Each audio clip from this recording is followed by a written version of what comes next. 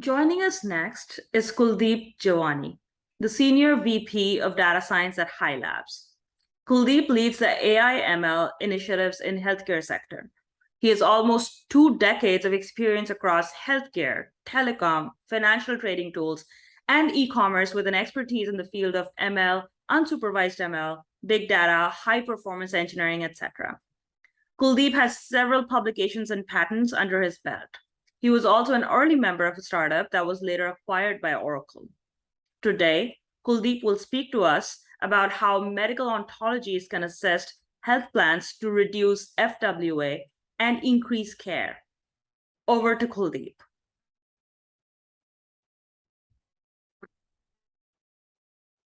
Hello, everyone. This is Kuldeep Javani. I look after the data science division of High Labs. I'm an active researcher and a technology leader.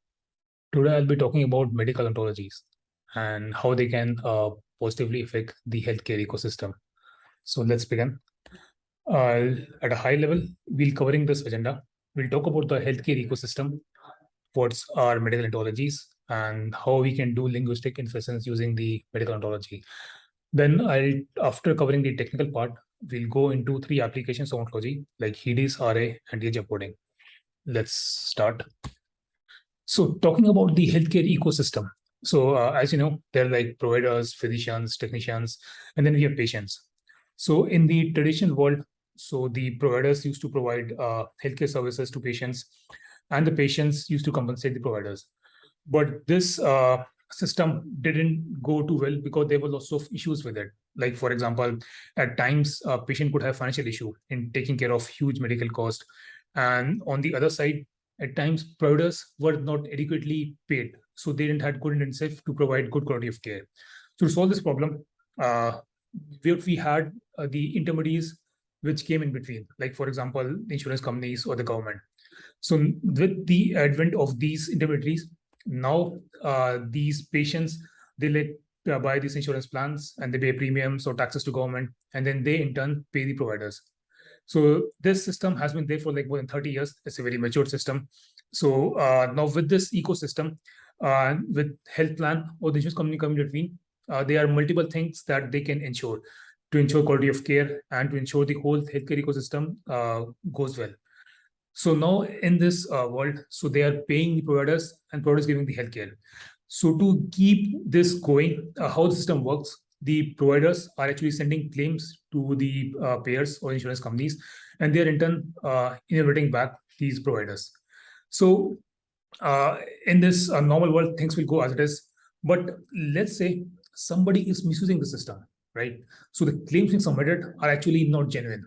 So they have some maybe misinformation or intentionally they were modified.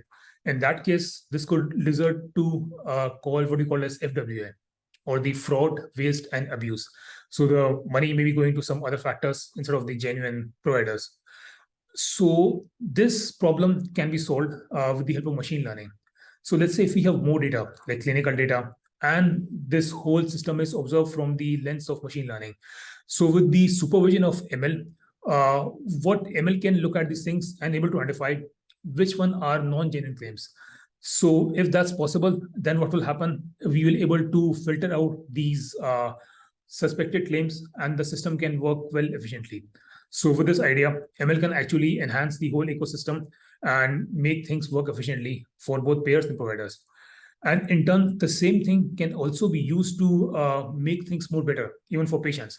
Like, for example, the payers can give more incentives to providers. They'll give them more money if they deliver better care.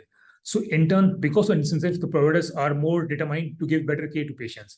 So this way, it's like a win-win scenario for everyone, where the patients are getting better care and the ecosystem is working well with all the finances being taken care of by everyone.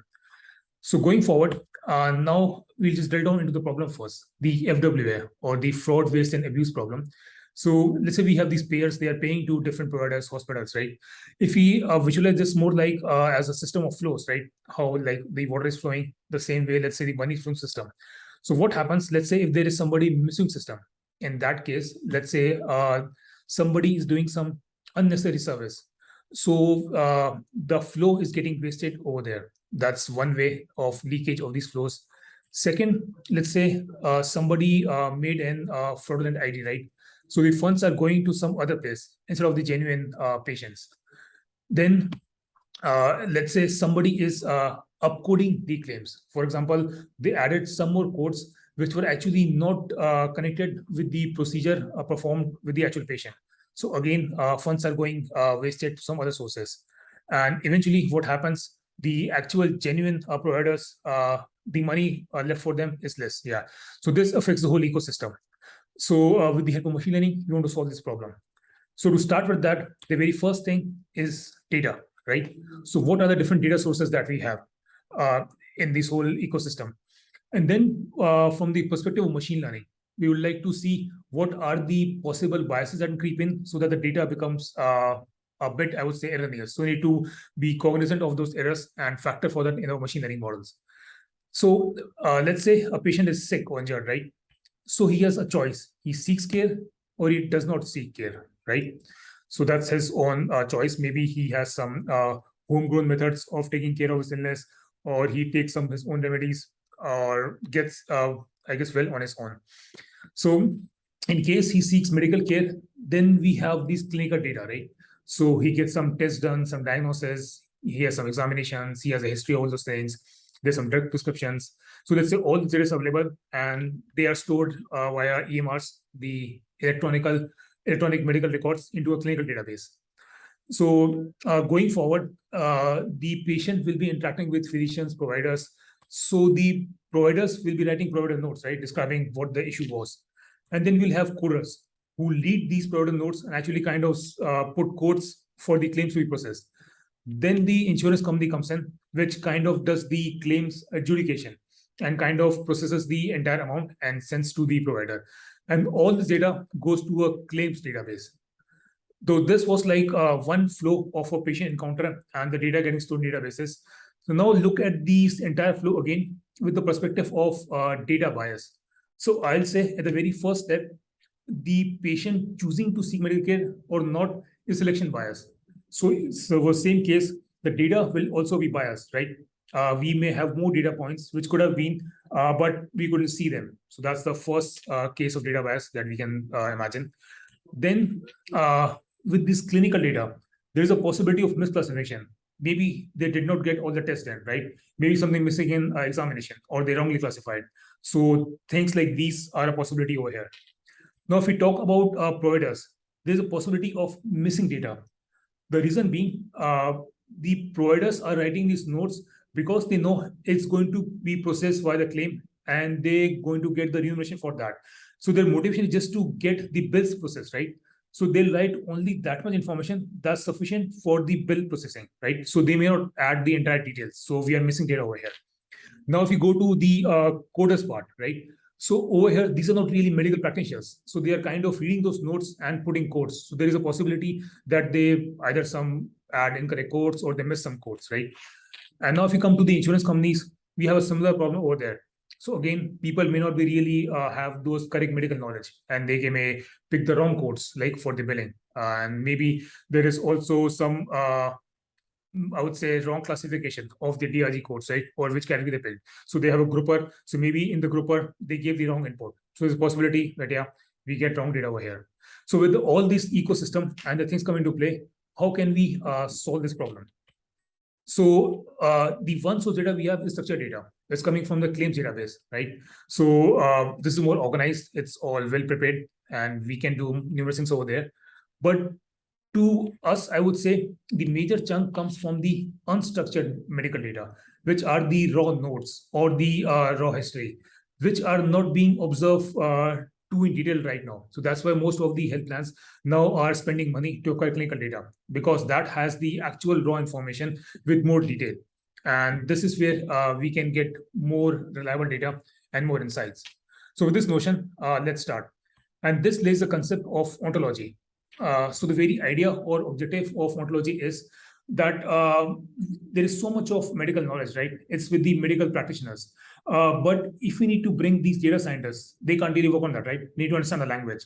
So we need a computer system which can understand the language and enable data scientists, machine engineers to work on data and gather insights. So this is where ontology comes in. So people with lots of hard works over the years have developed this ontology. They have stored this medical knowledge in kind of graphs.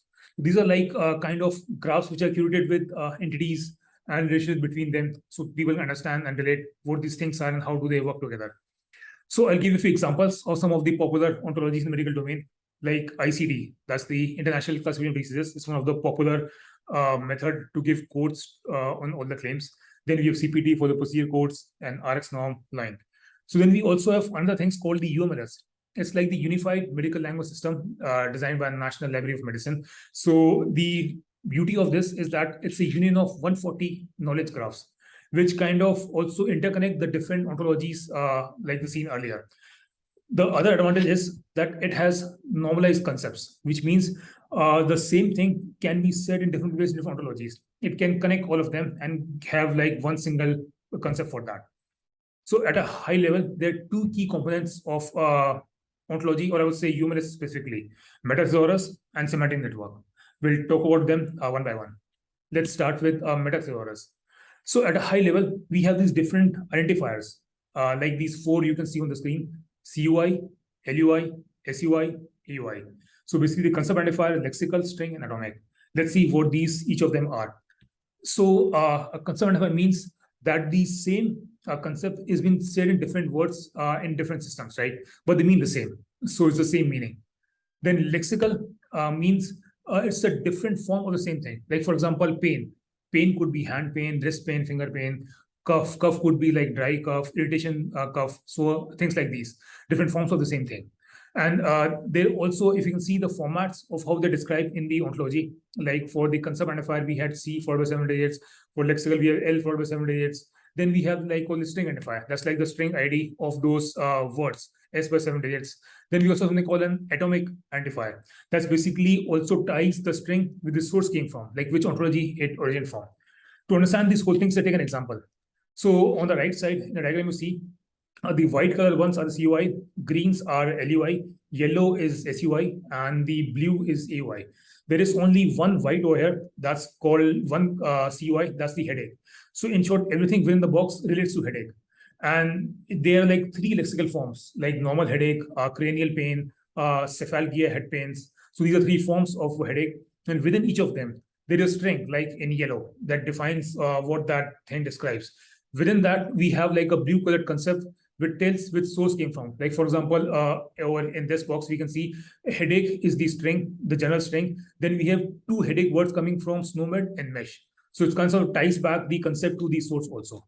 So with this idea, if you move forward, and before we go into the relational part of the ontology, or I would say the semantic network, let's look at a bigger picture. What does an ontology do? So I'll take a simple example just to illustrate the concept. Like at a high level, let's say we have two nodes. Like one is a drug, another is symptom. So like aspirin and fever. So what ontology tells us that they are connected and how. So ontology will say aspirin treats fever. So there is a type of edge which describes between these two nodes, right? So this is one way we can connect nodes with the right information. And let's say this sets the basis for I would say the AI or intelligent generation. So for example, let's say we get a new node X, which is also a drug. And there is an entry in the ontology which says X has same composition as aspirin. So this was the information fed from that. But because in ontology, we can make inferences. Like, for example, if aspirin treats fever, X has same combination of aspirin, that means X also treats fever. So we can infer this new edge via this, I would say, knowledge graph. So this is the power of ontology. So with this basic concept, I'll quickly give you a high-level overview of what this semantic network looks like. It's a complex concept. I'll just talk about the high-level things. So there's some semantic types, as you can imagine, like body location, organs, clinical drugs, signs, symptoms, and many things like that. Then there's a relationship that describes how they are related. So over here, we'll just give a few examples of some of the relationships on the semantic network that we see. So at a high level, is something like an is a or associated with. So the association can be many times. Like, for example, we have these 5 examples. association with physically, spatially, functionally, temporally, conceptually. We can drill down further. Physically could be two types, contains, branch of. Functionally could be affects, performs, conceptually, method of, property, it goes on. We're just picking a few examples just to illustrate the idea. We can go further, like affects could be, it treats it, complicates it, and goes on. But this gives you an idea of how complex the relationship could be in ontology. Just to give a feel, I'll take an example of one real ontology from ICD-10. So just don't know details at a high level. Let's say there's a concept called neoplasm. Let's look at this picture. You can see two main things. One, you have a lateral information, which is similar to these things. And then you see hierarchy. So you can also do a breadth-wise things and a depth-wise. So depth gives like a parent-child relationship. And the breadth tells these similar things. So here we can say neoplasm has multiple kinds, like a benign neoplasm and a malign neoplasm, right? And for the malign could multiple types, malignant of type, basically different forms, like as mentioned over here. So with this idea, let's go to the real use cases, right? So to apply.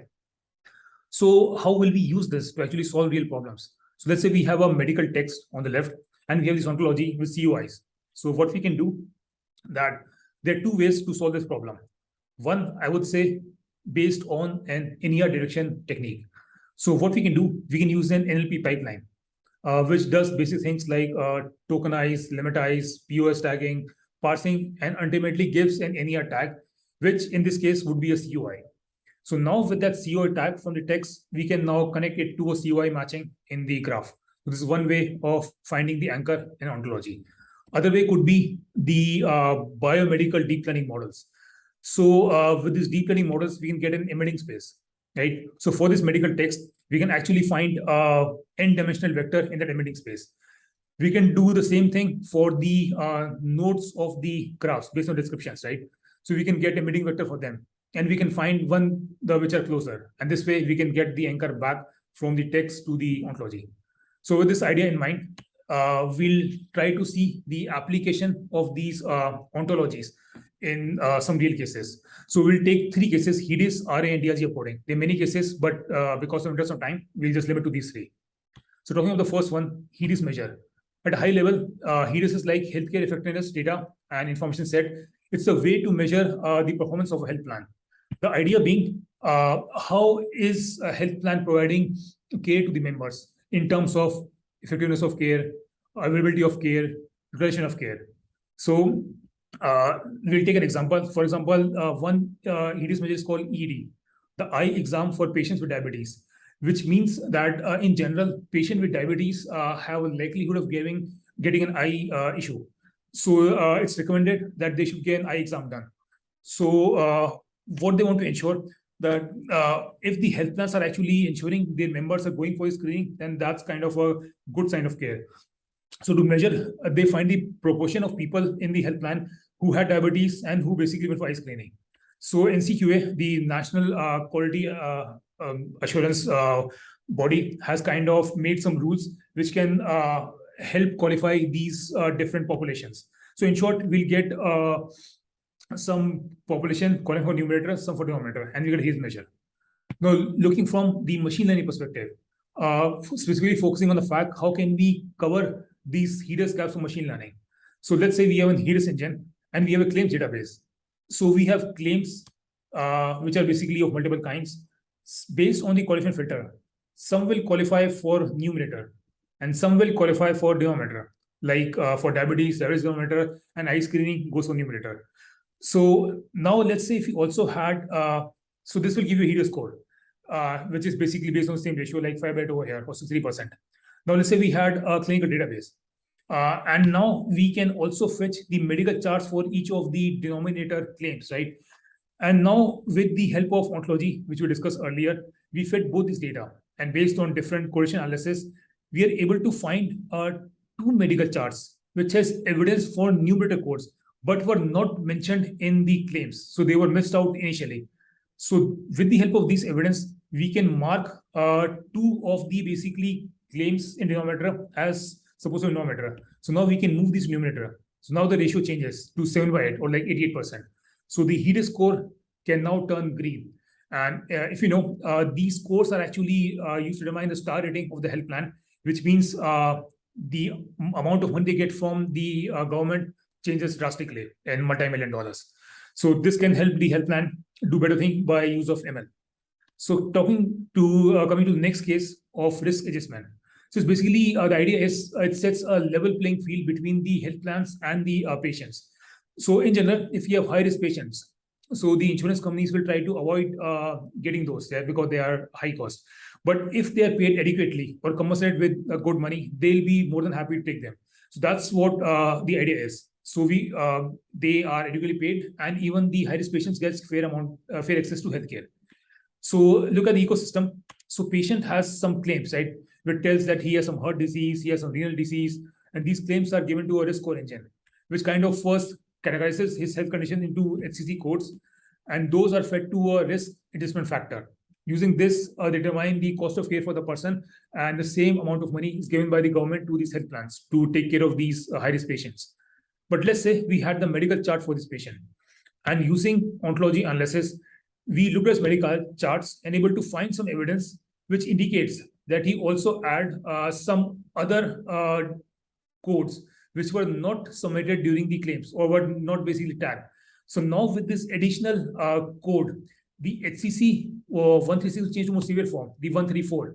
So now with the more severe HCC, the risk factor increases and the cost of care also increases. So now the health plan will be given more for this patient, and they'll also take better care of that. So it's like a win for both. The health plans are also happy, providers also happy, and the patient gets better care.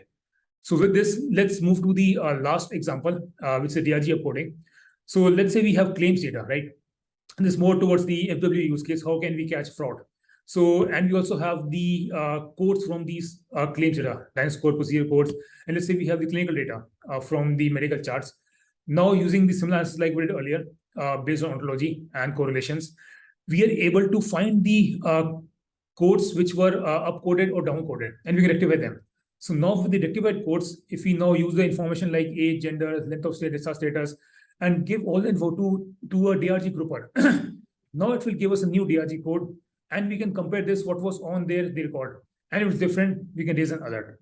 So this way, with all these automated systems, we can kind of use ML to both, I would say, make the ecosystem better for both providers, the health plans, and also ensure better care for the patients. So with this, I'll take a pause, and thank you everyone for joining. I'll open it for Q&A. Thank you.